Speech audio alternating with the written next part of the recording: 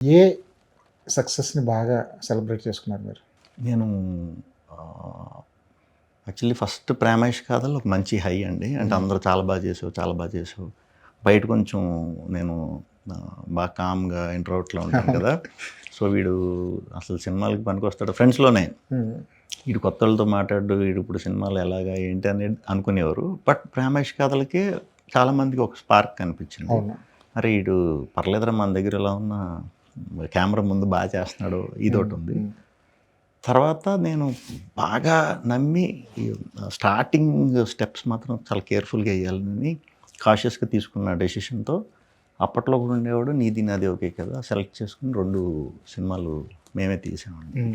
ఆ టైంలో మీడియా తరపున రివ్యూస్ అని, ఆడియన్స్ తరపున అది కొంచెం ఏ సెంటర్స్ వరకు బాగా ఇదయ్యింది. అవును. అవును. 'నీది నాది' వచ్చి స్టూడెంట్స్‌లో బాగా ఇదెళ్ళింది. అండ్ రెండిటికి కూడా పెర్ఫార్మెన్స్ వైస్ చాలా మంచి అవును. అప్రిసియేషన్ అవును. వచ్చింది. అదే బెస్ట్ హై అండి. హ్మ్. ఆ సినిమాలే అంటే అంటే ఎక్స్‌పెరిమెంట్ చేసి అందులో అవును. సక్సెస్ అవ్వడం అన్నది. అవును. అవును.